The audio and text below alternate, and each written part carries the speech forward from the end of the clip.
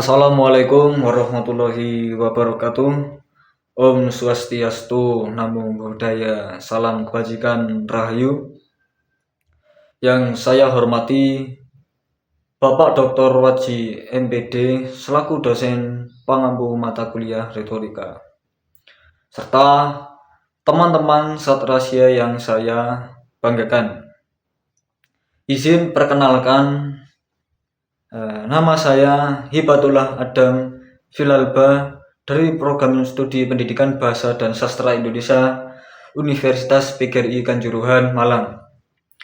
Baik, pertama-tama kita tidak lupa panjatkan puji syukur kehadirat Allah Subhanahu wa Ta'ala yang telah banyak memberikan kita rahmat dan kenikmatan kepada kita, sehingga kita dapat hadir di pertemuan ini dengan keadaan sehat walafiat. Kedua, saya juga tidak lupa berterima kasih kepada teman-teman satrasya yang sudah menyempatkan waktunya, meluangkan waktunya untuk datang di acara pagi hari ini.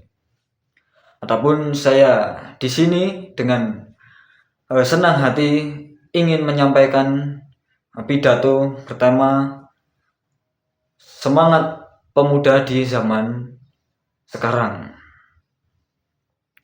Sumpah Pemuda pada tanggal 28 Oktober 1928 di Jakarta, para pemuda dari berbagai penjuru tanah air berkumpul dan mengucapkan sumpah yang menggugah jiwa raga. Dalam sumpah tersebut menyatakan bahwa kita adalah satu tanah air, satu bangsa, dan satu bahasa, yaitu bahasa Indonesia. Pada hari ini saya ingin mengajak teman-teman untuk merenungkan kembali apa makna sumpah tersebut, bukan sebagai sejarah yang kering, melainkan sebagai api yang harus menyala dalam hati kita. Baik, jadi mari kita bahas bagaimana Sumpah Pemuda ini dapat menjadi pedoman kita di zaman sekarang. Di zaman sekarang di mana tantangan datang dari berbagai arah. Yang pertama kita bahas, marilah kita ingat konteks kelahiran Sumpah Pemuda tersebut. Jadi pada masa itu Indonesia masih berada di bawah penjajahan kolonialisme Belanda. Para pemuda seperti Soekarno-Hatta,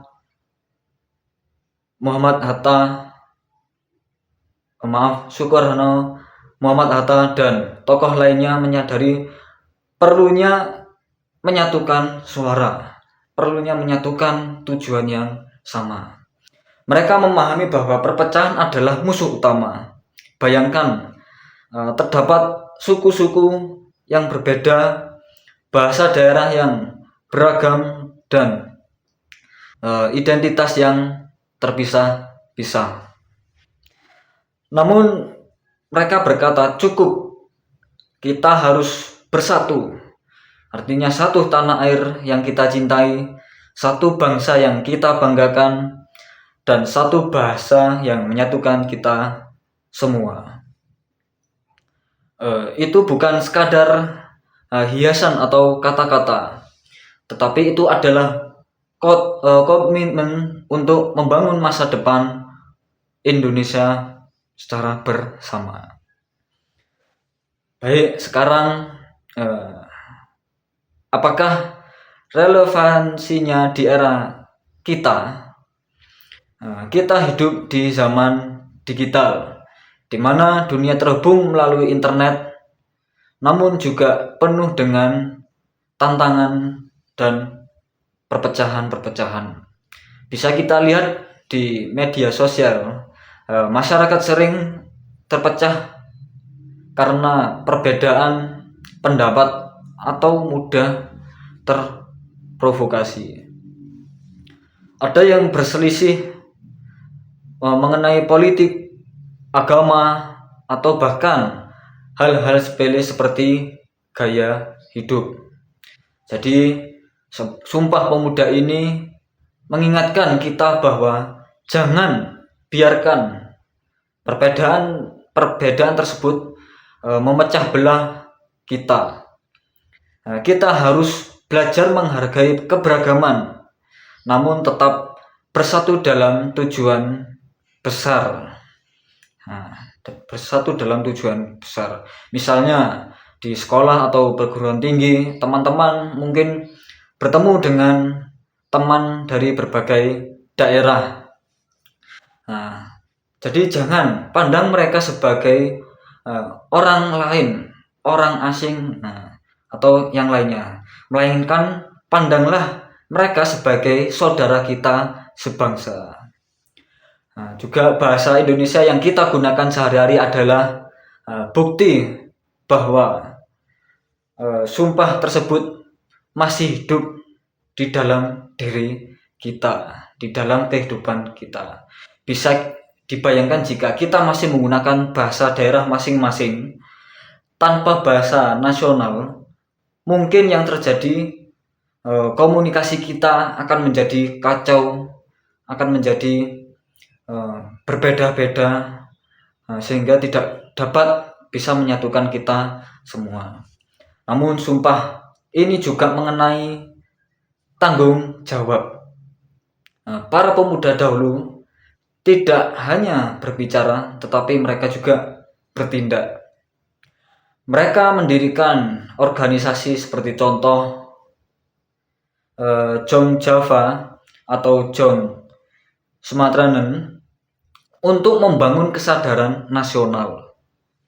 Pada masa kini kita memiliki tugas yang serupa, tidak jauh berbeda dengan yang dahulu. Teman-teman generasi muda adalah penerusnya, kita adalah penerusnya. Apa yang dapat kita lakukan, yang bisa kita lakukan, mulai dari hal-hal kecil dahulu, seperti contoh jaga persatuan di lingkungan kita. Jika terdapat konflik antar kelompok, jangan berdiam diri, jangan egois, tapi jadilah mediator. Manfaatkan teknologi untuk menyebar pesan positif, bukan hoax yang dapat memecah belah bangsa. Ingat, Sumpah Pemuda lahir dari semangat anti kolonialisme. Sekarang tantangan kita adalah melawan kolonialisme baru, seperti pengaruh asing yang merusak budaya kita atau ketimpangan-ketimpangan ekonomi yang membuat sebagian masyarakat kita tertinggal. Izinkan saya kisahkan sedikit tentang inspirasi dari zaman dahulu. Ada seorang pemuda bernama Ki Hajar Dewantara yang mendirikan taman siswa yang tujuannya untuk mendidik anak-anak bangsa Indonesia. Beliau percaya bahwa pendidikan adalah kunci kemerdekaan. Demikian pula dengan kita. Pendidikan bukan hanya di sekolah, tetapi juga di rumah, di masyarakat, dan dimanapun saja. Teman-teman dapat memulai dengan mempelajari sejarah-sejarah bangsa kita, bukan hanya untuk ujian semata, melainkan untuk memahami akar kita, atau ikut serta dalam kegiatan-kegiatan sosial seperti kerja bakti, gotong royong, atau membantu korban bencana dan lain-lain. Itu juga termasuk cara kita menghidupkan sumpah tersebut. Kemudian, namun jangan lupakan bahwa persatuan bukan berarti menghilangkan perbedaan. Sumpah Pemuda itu menghormati keberagaman, menghormati perbedaan, toleransi. Kita memiliki suku, agama, dan budaya yang berbeda, tetapi itu justru adalah kekayaan kita, bukan menjadi suatu ancaman. Tantangannya adalah bagaimana kita mengelola hal tersebut. Di dunia ini, global saat ini, yang mana kita sering dihadapkan pada isu-isu seperti migrasi atau perubahan iklim dan lain-lain. Itu pun kita perlu kerjasama lintas batas, namun tetap kuat sebagai bangsa, itu bangsa Indonesia. Indonesia adalah negara kepulauan terbesar dengan memiliki lebih dari 17.000 pulau. Bayangkan kekuatan kita jika semua pulau tersebut bersatu. Jadi kita bisa menarik kesimpulan bahwa Sumpah Pemuda bukan sekadar kenangan masa lalu. Itu adalah sebuah panggilan bagi kita semua sebagai generasi muda. Mari kita junjung tinggi sumpah tersebut dengan tindakan yang nyata. Jadilah pemuda yang berani, yang menyatukan, bukan memecah belah. Ingat kata-kata tersebut. Satu tanah air, satu bangsa, satu bahasa. Mari kita buktikan bahwa semangat 1928 masih hidup di dalam hati kita. Demikian yang bisa saya sampaikan. Apabila ada salah kata atau sikap yang kurang berkenan dari saya mohon maaf yang sebesar-besarnya. Terima kasih atas perhatiannya. Akhir kata, wassalamualaikum warahmatullahi wabarakatuh.